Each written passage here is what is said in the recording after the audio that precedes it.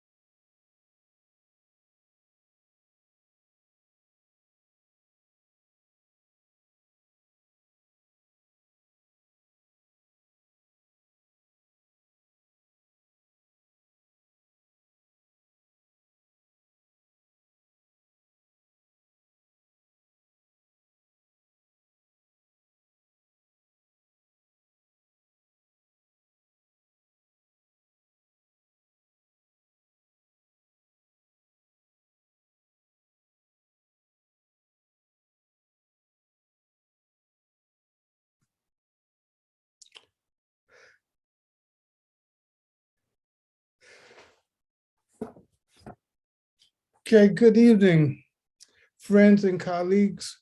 Welcome to the National Association of Black Journalists webinar on how companies can partner with Black consumers and drive economic and community development.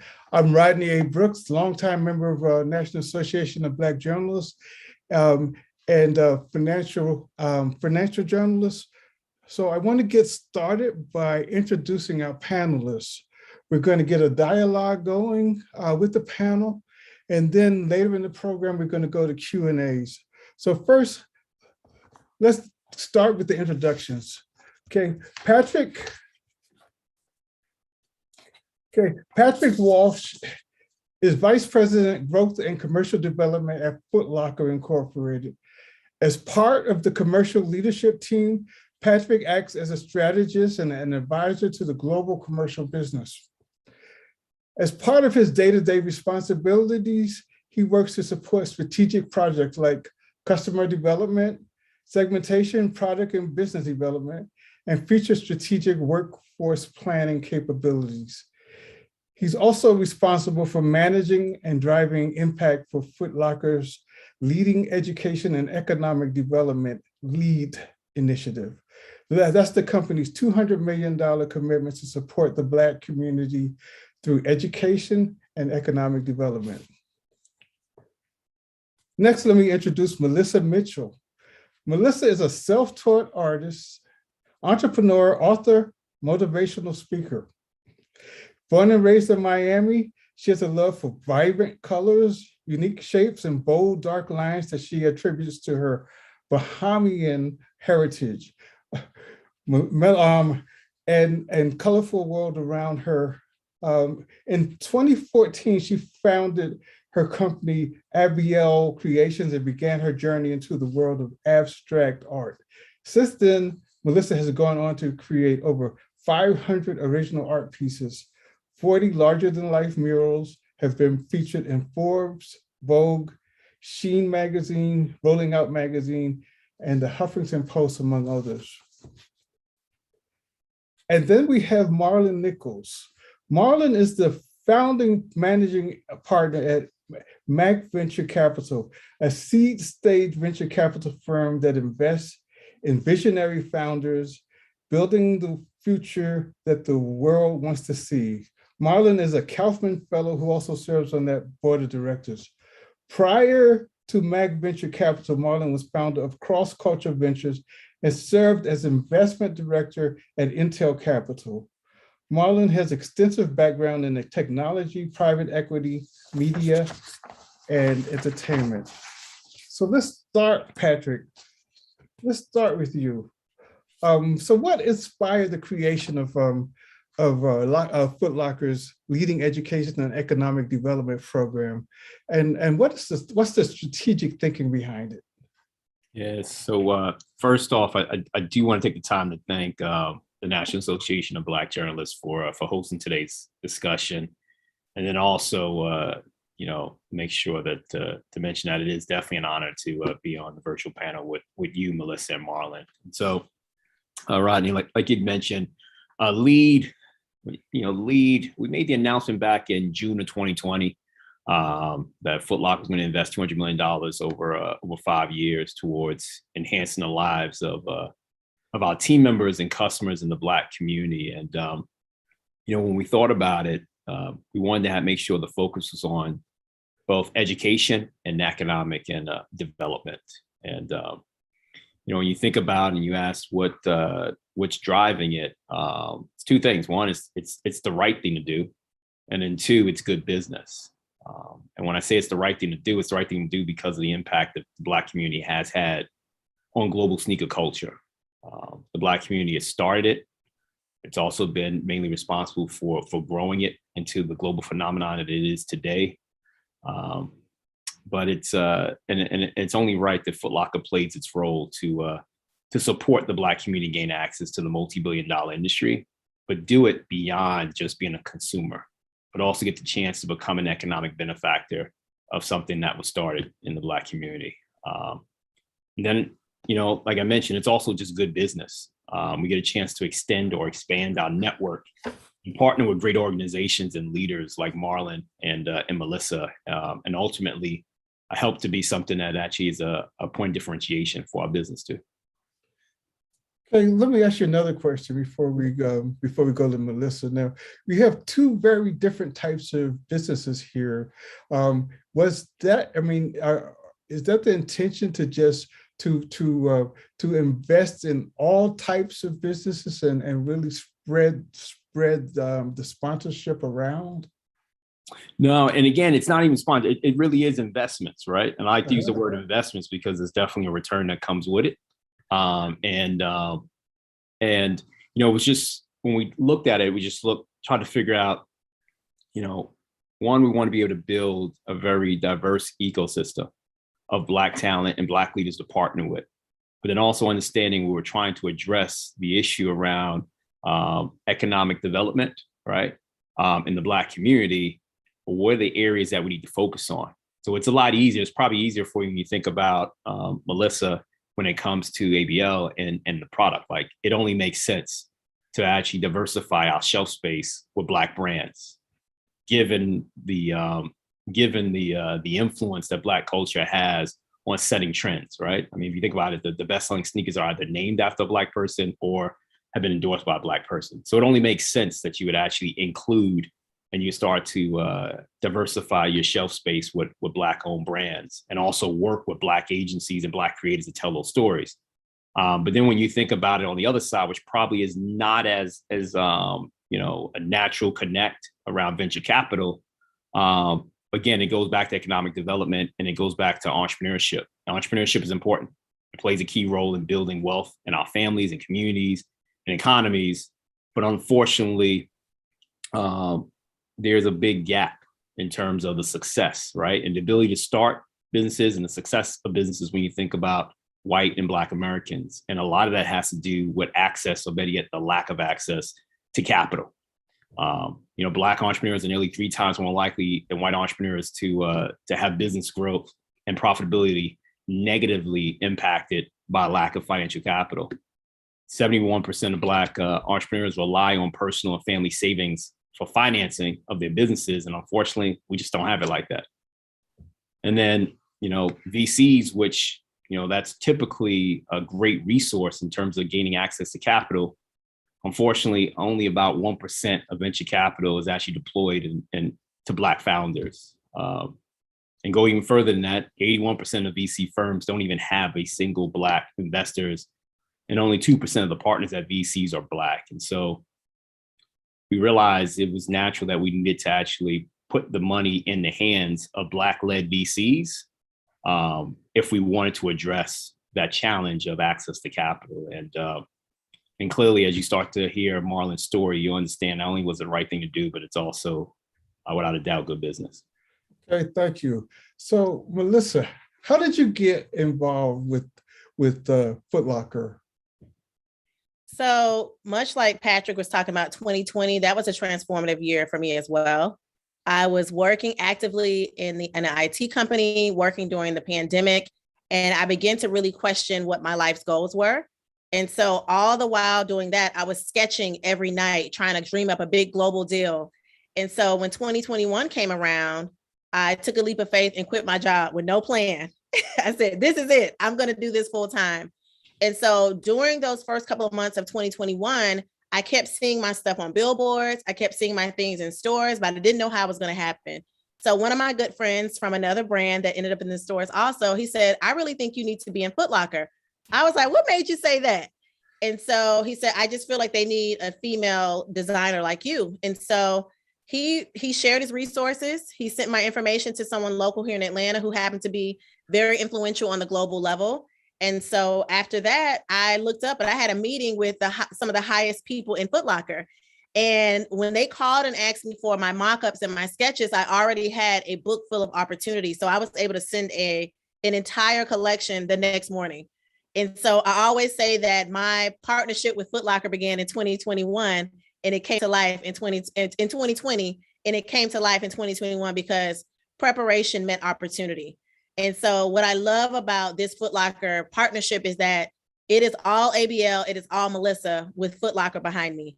And I get to be exactly who I am, as colorful as I am, and I get to be on shelves authentically as I am and tell my story without having to water down who I really am. And so I say that Foot Locker is now family. People are tired of me talking about it. Half my house is black and white in homage to Foot Locker, but it is an amazing opportunity for a brand and a woman like myself.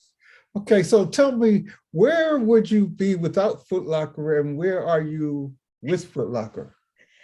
Where would I be without it? I'd probably still be at work with that laptop upstairs in my office.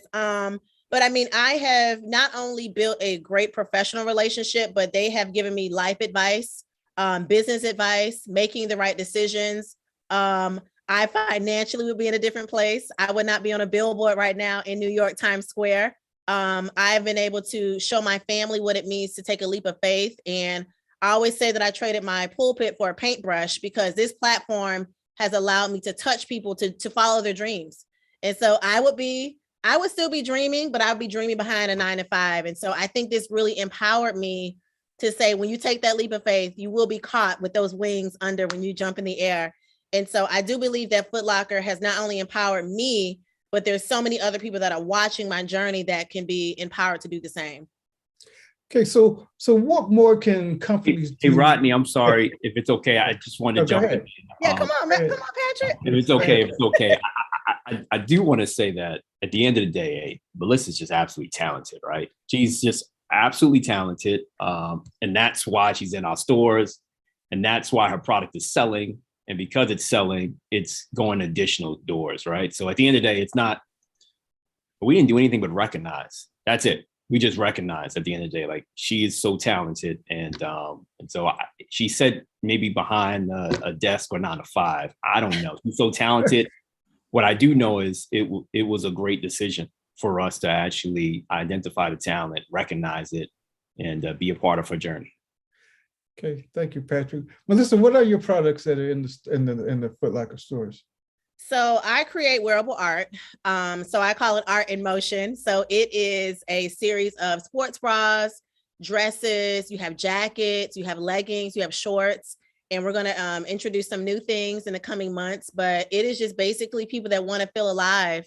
That's what I create. I don't like to just call it clothing. It's a feeling, it's emotion. I am selling hope in the form of clothing. And so like Patrick said, they have empowered me. They have pumped me up. You can't tell me nothing now in these streets. I am that girl. So I know that my gifts speak for themselves, but I really believe it's my work ethic and it's my just my ability to be honest and to be ethical, because they gave me a lot of money. I could have ran away and changed my phone number, but it's empowering to know that they trust me with money. They trust me with decisions. I'm meeting with VPs. I'm like, is this the VP? I'm Google. I'm like, I'm talking to the VP. Patrick is like over all of this stuff. And so I went from, talking to the manager of a store to now talking to someone that's over the entire, region. And so to go from someone that was dreaming of an opportunity in 2020 and now speaking on a global platform for a company that I've looked up to my entire life, it is beyond words. I mean, to say thank you doesn't seem like it's enough. So I have to keep showing my gratitude by showing up with the best level of work and products to keep selling and to keep showing that they made the right decision. Okay, thank you, Melissa. You're So, welcome. so Marlon, same question. Okay, how did your partnership with Foot Locker originate, and what kind of difference has it made? Yeah. So I had a close friend actually that was pretty senior in the finance group at Foot Locker. And at the time when we were raising our first Mac branded fund, the Leads program was coming into fruition, and they were looking for a number of fund managers to invest with. And so he reached out and we started the conversation. That led to myself and my team meeting with a number of the Foot Locker team, getting to know them, understanding what their motive for investment is and was at the time. And it all connected.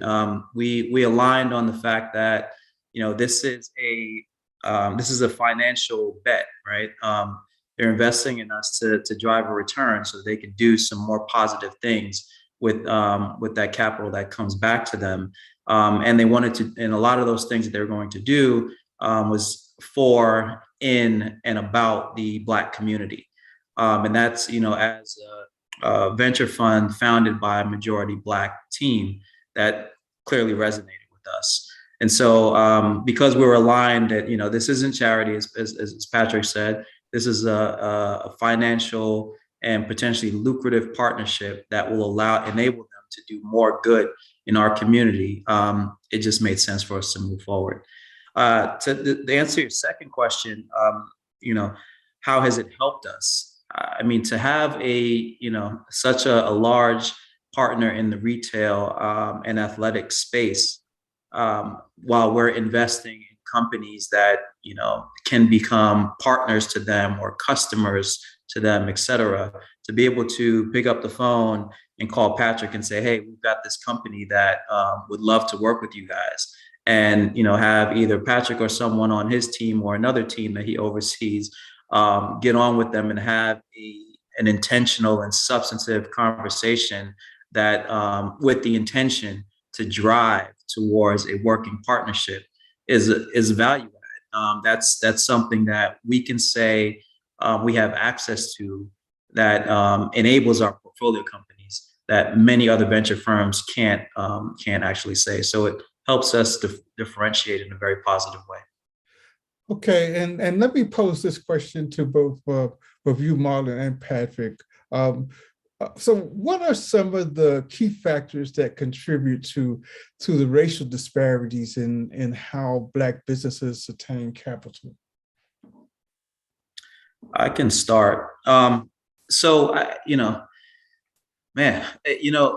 business of venture investing, right? It's highly relational, right? It's relationship driven.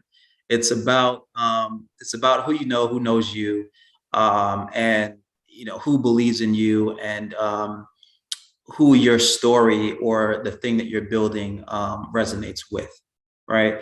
And so when you take all of that into account, and then you look at the makeup of the allocators of capital in the space, it's primarily white men, right? So what does a white man that grew up somewhat affluent, probably in some suburb, that went to all the great prep schools and universities, have in common with a Black woman that grew up, in the hood, single family house, went to community college, did everything on her own to get to the point where she is now, and is also solving a problem that's specific to the community that she came from.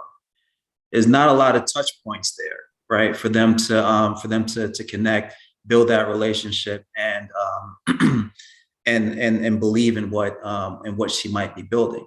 And so because of that, what you see is more people that look like them, come from the same environments that they come from, get the funding. And so that's the root of the problem, right? You're basically pitching a solution to someone that does not understand, one, the problem, much less the solution. that you're trying to bring to the table.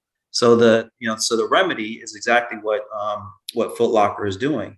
They're funding more Black fund managers who can understand those stories, who do relate to those backgrounds, and will be more inclined to give a shot or to finance some of these opportunities. Okay, Patrick, you have some thoughts on that? Oh man, he killed it. Come on. I don't think there's much to add there. Honestly, Marlon described it. That's exactly that's exactly the issue. And then I guess the only thing that would compound that would just be, unfortunately, a lack of financial literacy or education, right, in our communities as we grow up. Because that also can help us along the way. But he hit it. I mean, I absolutely agree, Marlon, and that's why, and that answers the reason why we decided to invest with a Mac Ventures, right? If we're trying to get the money out to Black organizations, Black entrepreneurs, then we need to actually support Black VC, Black-led VCs to do it. Okay.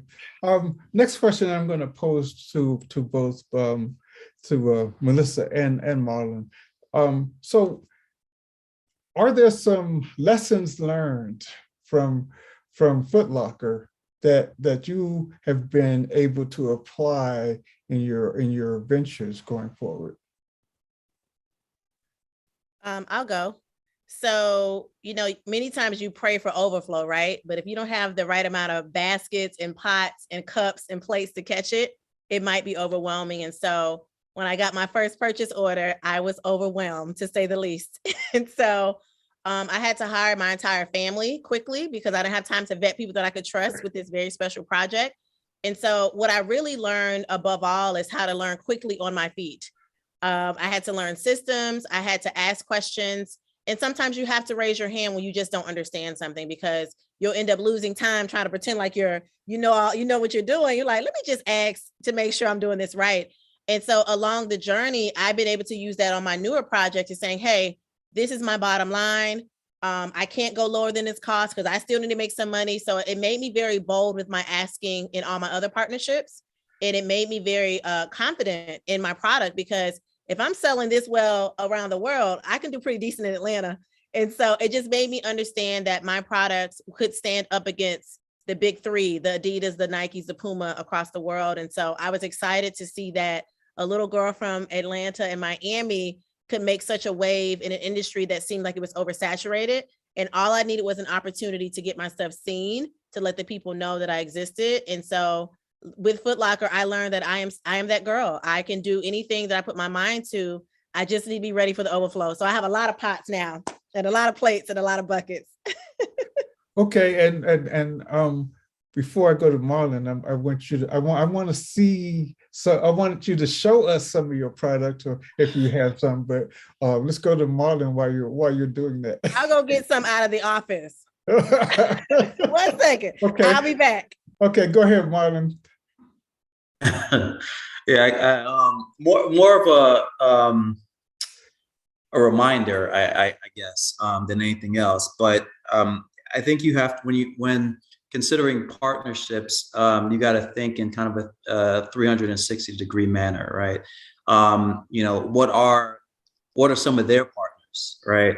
And how might this deal that we're introducing, present a hiccup or a challenge with some of their partners, and how do you truly navigate that, right? How do you come up with a true win-win-win situation in that case? But it's like, it's great that we have the kind of the lifeline in to Patrick and the team, but really do the work before picking up that phone or typing out that email to understand what's the benefit that Foot Locker is going to get from this? What's the benefit that our portfolio would get from this, and how might this impact another relationship that that Foot Locker may have, and what's the value that we can bring to that relationship as well? Okay. Hey, Rodney, while we're waiting for Melissa, I wanted to share that we've also learned from working with Marlon and Melissa as well. They forced us to be a lot more agile, right? Both of them. I'm not talking about companies like, but both of them have actually pushed us to the limits of what our organization is, right? And how we operate. And it's forced us to be more agile. They forced us to kind of rethink even some of our processes, right? And so again, it is good business. And I do appreciate the learnings from both Marlon and Melissa. Okay, Melissa, you're back. I'm going to come back to you, Patrick, because after we see what Melissa has here, I would like to know what kind of selection, what kind of process you go through to select partners. But Melissa, let's see what you got. I'm glad I was on mute because I was breathing loud. So, so you know what's interesting? What I learned with my consumers is that you don't talk to people's budgets, because I had things that range from $40 all the way up to $110. And my $110 item was my number one seller. It sold out once and we had to replenish it very quickly. And so that is the Wow Factor bomber jacket. Everybody loves it. Race creed color. I have guys that are mad that I don't have it in men's. My homeboy said, just it doesn't matter. I'm gonna get a large in women. And so I don't know what it is about. I mean, animal print is definitely the number one seller in the world, but it's something about the bright colors combined with it. So if you're in New York, you can still see this on the billboard. And yes, I'm on the billboard because I don't want to hire a model. So, so I'm on the billboard with the pieces. But this is the legging. You have to be very bold and in a good mood to wear my clothes, because if not, you'll be forced to be. And so, I mean, the pieces themselves are actually paintings that I had in my house. And so people weren't trying to buy art. So I said, why don't they put it on their body? They like talking about what I'm wearing. So let me put it on their bodies. And so it's named after four of my favorite designers and myself. So Wow Factor is after me. One is after Stephen Burrows and one is after Patrick Kelly. And Ruby Bailey, one of the tailors from, I don't know are you familiar with her, but I wanted to pay homage to Black designers that obviously don't get enough credit for all these trends. And Patrick spoke to that earlier. Everything that we experience in culture has come from somebody Black, whether we get credit for it or not. And so this is my subtle way of saying thank you and you're welcome at the same time. Okay, thank you. Sorry, Marlon, I can't ask you to show anything. Show us your bank account. That's where it's at. Show us the bank account. So Patrick, tell me how do you select companies? Yeah, so one, it's a team effort. One of the benefits of working at a company like Foot Locker is that we got a lot of subject matter experts, right? And they're able to help with the vetting. So you heard Marlon talk about, he knew someone within our finance department, and we've got some talented individuals, right? And they vet to see, okay, does this make sense? Does it look right? But it wasn't like Marlon got in because he had a hookup. Because trust me, that wasn't it. Because then the next stage is it goes to the investor committee, and they've got to vet it just like any other investment we make, right? Again, got subject matter experts. They saw great talent and approved the deal. So it's a lot of scrutiny. There's definitely a lot of scrutiny, which is one of the things I want to make sure is clear. And I always say it's not about charity, because the deal was reviewed. Like, hey, we're not looking to lose money, right? And so on that end, and then from the product side, oh man, we've got such an incredible team. Honestly, a really incredible team. So it starts off, we've got local merchants, right? Geo merchants in our key local markets. And they're out there looking for the next great local brands, right? That we can invest in. And so they take the first look. And then after that first look, we've got, remember my team, our senior director who also looks at it. And then our overall global merchandise team starts to look at it, as well as at the banner level, right? So initially our local merchants identify something, think it's the right thing, we get into the store. And then once it's in the store, our global merchants start to, look at how the product's performing. And then they identify, like they did with ABL, and say, there's something here. we want to now expand this in other cities. And not only, I don't know if we even brought this up. So what Melissa, it wasn't just a situation. It was like, all right, we want to actually now expand the number of doors, right? One to expand the number of doors in different markets for women, but then also our kids business, Kids Foot Locker reached out and saw an opportunity. And now the product is in our KFL doors. And so again, like I said, it's good business. We got subject experts. When they see winners, they want to invest in winners. Okay, great. And I'll throw this question out for anyone who wants to answer it. So, how can companies ensure that Black businesses have a fair chance at surviving and best address the racial wealth gap? I mean, are there other things that companies can do? Rodney, who is that addressed to? I'm sorry, who's addressed to, Rodney? Any of you should answer that, or any of you can answer that. Okay, you want me to go, Patrick? Yes, go ahead. From a vendor, designer, brand standpoint, is to have your business together, right? A lot of us say that we're waiting on these opportunities. I mean, you don't have an EIN number, you don't have the bank accounts, and a lot of times people are waiting on these big breaks, but they're not truly prepared. And I think that's what set me apart from a lot of my counterparts, is that every time they called me, I was responsive. I had my stuff together. I had my attorneys, everything was trademarked. So when I handed it over, it was clean business. It was good business, but it was clean business. And I owned everything. I was ready. I had already vetted my production teams. I was well aware of the risk that I was taking. I understood what they were asking. And also going to trainings that weren't asked for me. When they sent me over the paperwork to be officially in the Foot Locker system, I learned the system as if I were getting a degree in it.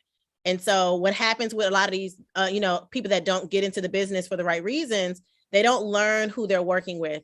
And I think a lot of times these companies put on a brown Band-Aid on racial relations, but don't really get into the real vein of the companies that they're working with. But I can say from personal experience, Foot Locker is beyond just helping out a Black girl, right? They want to do good business, but they want to empower me in ways that I didn't even know were possible. And so when I ran into Production Snag, they say, look, we'll link you up with somebody that we work with. So it's sharing of resources, being open, saying, hey, I'm thinking I need help, and being open to how those opportunities come, and just calling people up and say, hey, I want to leverage this relationship with the company beyond just making money. How can I be better as a business owner? And I think that's what made me stay so successful and get the Kids Foot Locker opportunity, and telling my story authentically, really let people know, hey, this isn't just a cute set of colors. This is a real brand with a real story. And so I think that's what set me apart and continues to help me soar as I continue to matriculate through the system.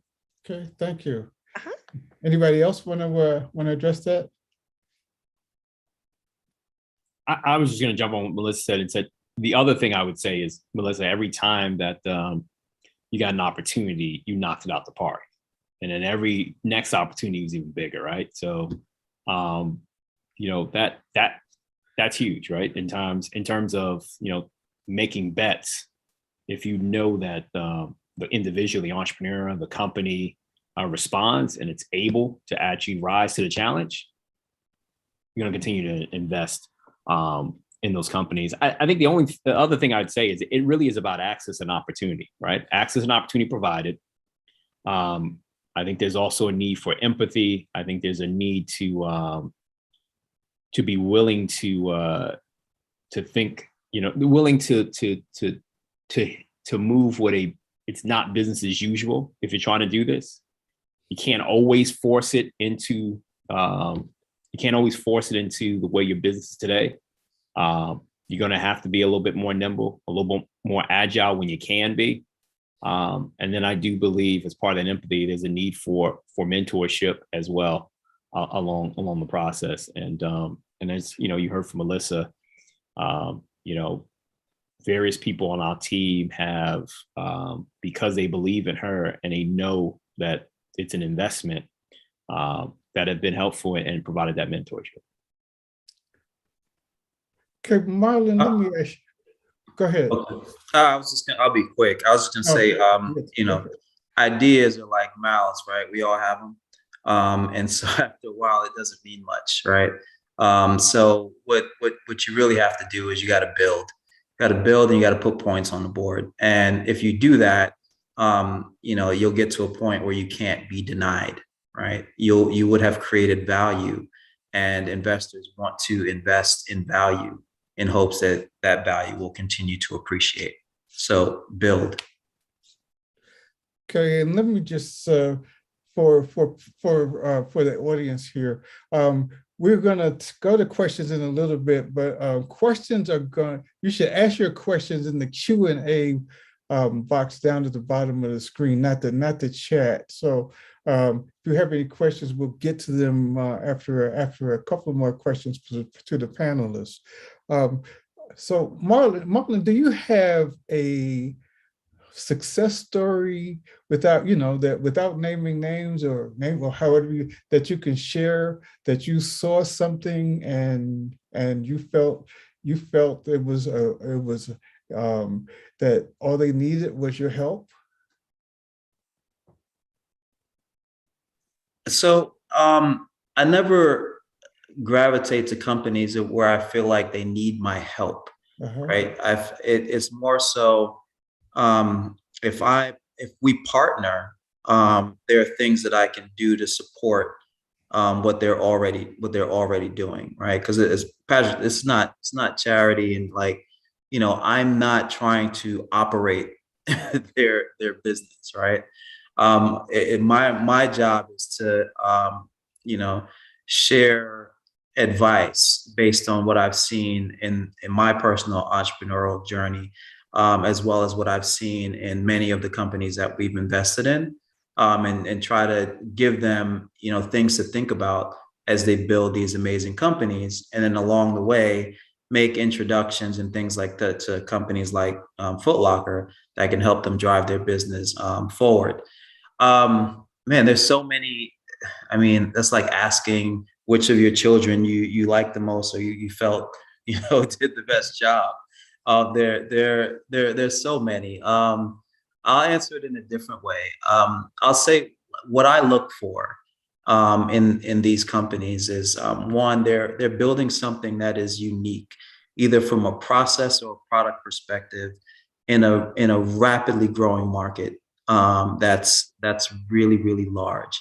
And that founding team, there's something uniquely special about them that qualifies them to be the ones that are to build this company in this space, right?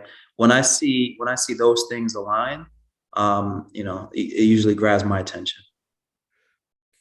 Okay, so and any of you can answer this question also. Okay, so why is it important for these companies, major corporations, to make sure that Black communities reap some of the benefits of those profits, and what are some of the other ways that they can do it? Go ahead, Melissa. Burning desire to talk. I think about just me on a regular day, right? I mean, we're a consuming people. If you look at the power of the Black dollar, we're always shopping. I mean, I'm looking today for a new bag just to go traveling, a bag to go shopping with, right? And so if you're looking at the people that are spending so much, why not pour back into? They're gonna get the money back anyway, so you might as well pour back into the people who are pouring back into your brand.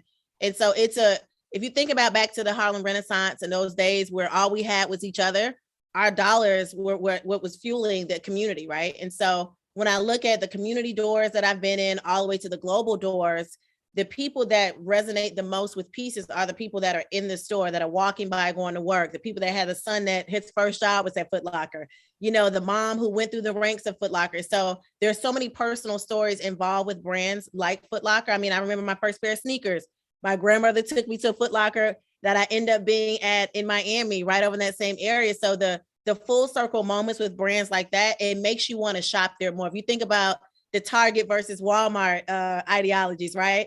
I go to Target for black eyeliner. I literally spent $214. I said, why am I doing this? But I love Target so much that I feel like it's okay to spend money. And so the same goes with brands like Foot Locker. Even when I was there, so I need to just buy something, not just because I like the brand, but I know what they're doing for the community. So when you see a company that's not just spending money just to spend it, but they're actually pouring it back to brands and people that look like me, it makes you want to spend. So it's really a win-win situation, right? Just like Patrick said, it's good business. It's good people, but it's also good money being spent and poured back into it. So it's a smart decision to give to brands like myself, because you get quality people to get the elevation and the platform they need, but you also get the good press and the good connection to your consumer. Okay, anybody else on that? Yeah, I mean, my business is about finding alpha, and the way that you do that is, you find the folks that are tackling really large problems that haven't been adequately addressed, and there are a plethora of challenges in our communities that need to be addressed, and the best people to address those are those that have lived through it, right? And so that's my motivation for exploring opportunities in in the Black community and funding Black founders.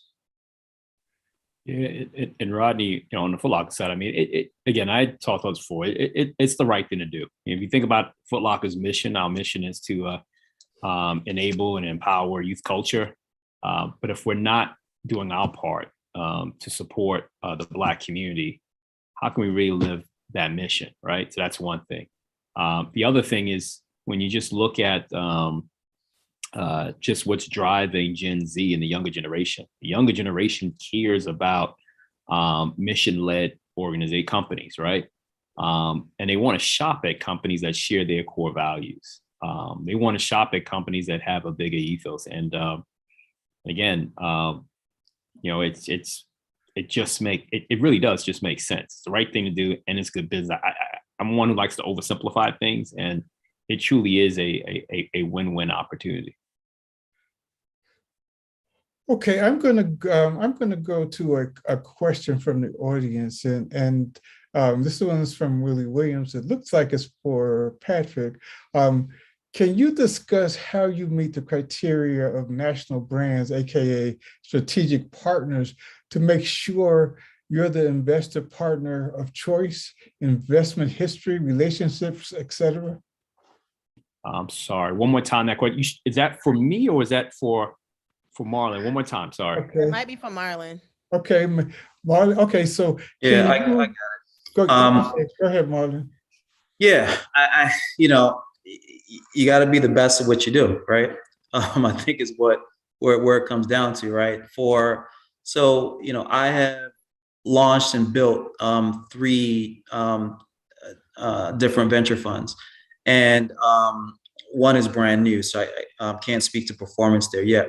We're literally just starting to invest out of it, but the other 2 are performing in the top 5 to 10% of their vintage, right? So when Patrick started this conversation, he said it's a business decision, right? And so if you're going to invest in a Black fund manager, you want to know that Black fund manager is going to perform, or their portfolio is going to perform. So having that track record helps. The other thing is, being a fund that entrepreneurs want to work with, right? That means you're going to be in the deal flow, right? So a lot of deals are gonna come your way, and then you got to be a good picker, which comes back to the track record. So if you have the access to the high quality deal flow, and then your track record says that you're going to pick the right companies, then it makes it it makes it a lot easier of a decision, I think, for that corporation. And then in a case like this, where investing in Black folks is important.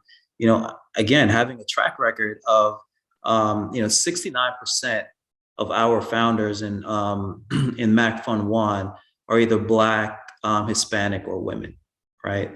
Which is well ahead, like I'm talking orders of magnitude ahead of the industry, right? So we're actually doing the things that that we say we would do through this partnership.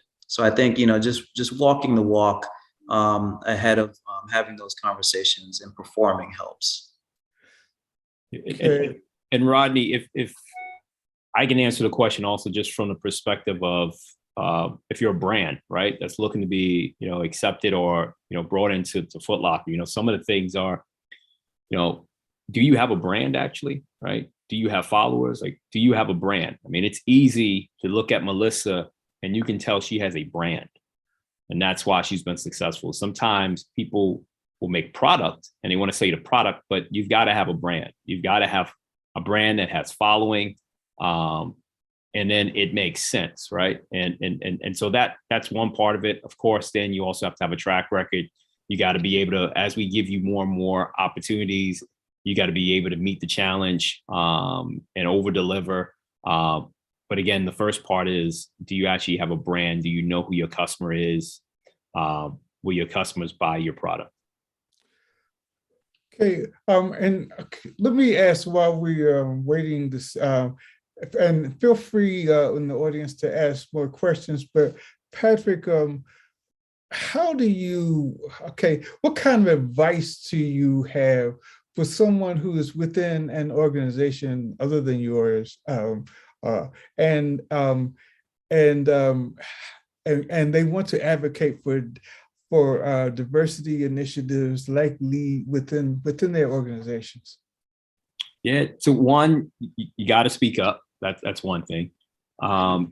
Two, it's always better in numbers, right? And so I know a lot of organizations like a Foot Locker have ERGs or employee resource groups, right? Where you have an opportunity as a group to collectively, propose different changes, right? So, if you do have an ERG, it's always better if you can come as a group.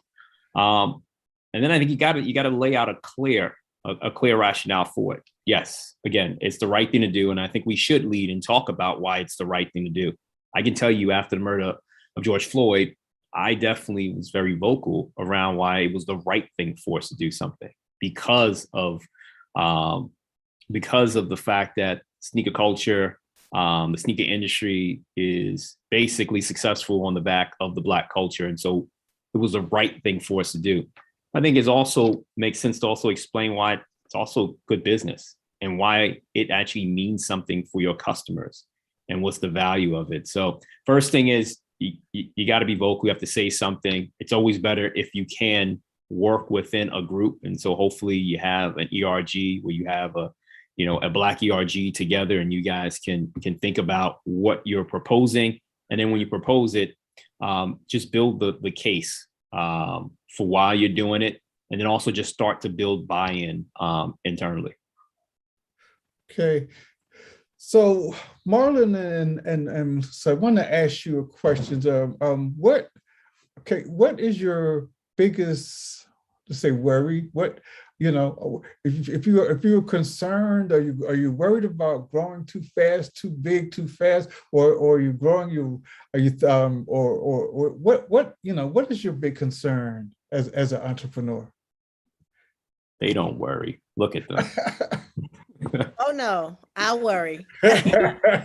When you have success as big as my last collection, I'm slow. I'm stalling turning in my new designs because I'm like, it's got to be bigger than Wow Factor. It's got to be bigger than Wow Factor. And so it's almost like I put out my hit single, like I'm Jay-Z sophomore album, killing it. It's like it's hit the charts, and it's like, what's gonna happen after that? Never knowing I got some more hits in me, but it feels like, okay, I can't mess this up. I don't want to let them down. It's got to make money. And so I've been just trying to be honest with myself as a consumer and as a designer, and not looking at what everybody else is doing, staying the course, right? And said, if I got this far, I could come on at least one more design. And so I think my biggest, I don't want to call it fear, but my apprehension is making sure I don't outdo myself to where I can't do more of that greatness. It's like you gave them all you have, and it's like, that's it. Everybody's like, well, you don't have no more Wow Factors in you? I was like, I guess not.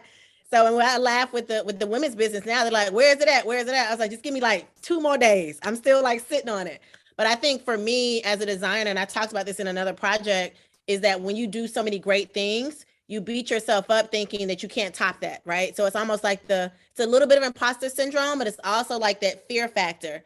And then I had to talk to it's like three Melissas, the one that knows me, the one that doesn't know me, the one that's me. And so I'm having a meeting with myself that said, girl, just turn in those designs. If it don't work out, it'll be fine.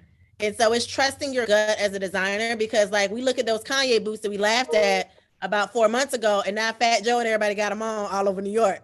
So somebody gonna buy it, somebody's gonna love it, and you'll eventually be fine. But I think you just have to really trust your voice as a designer and your aesthetic, because if they bought your stuff before, they'll probably buy it again. You'll be fine. Okay, Marlon, and then we have a question. Yeah, so there are two lifelines for my business. One is capital, and the other is deal flow, right? And so, you know, um, being around great founders resolves both. So the thing that that I'm always focused on is how do we meet the best founders building in a certain category that we care about. That's job number one for me. Job number two is once we meet them, how do we win those deals, and how do we add value to them so that when their friends or their colleagues start to build companies, they're gonna point to us and say, "You need them as partners," right? Because as long as we're getting those referrals, as long as we're top of mind, and we're adding that level of value, will always be in the deal flow, the good deal flow. And if we're always in the good deal flow, we're gonna get one or two winners. And as long as we get one or two winners, the money's gonna keep coming in, so we can continue to do this. Okay, so let's go to a couple of questions now. And so, how can Black journalists or Black publishers help spread more knowledge about investment programs for Black brands and businesses? How do they connect with you to get firsthand insights that create stories for our communities?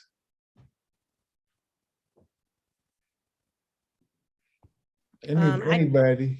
I may not be able to speak for Patrick, but I know LinkedIn is a really good resource just for internal comms for a lot of things that companies are doing. Patrick, you speak, because I'm not at Foot Locker, so you might be able to say better than me. No, Melissa. Honestly, I think actually it's applicable to all of us, right? Because all of us play a different role in it. And I guess from a Foot Locker perspective, I think the way to partner is an opportunity to partner to amplify the message and get the word out.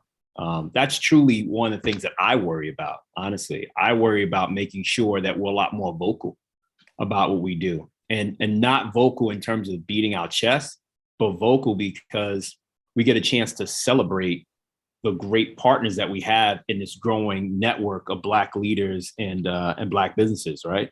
We get a chance to celebrate them. And then hopefully there's an impact as a result of us celebrating them to their businesses. But then it also hopefully inspires the next generation to say, I didn't even know I could do what Marlon's doing.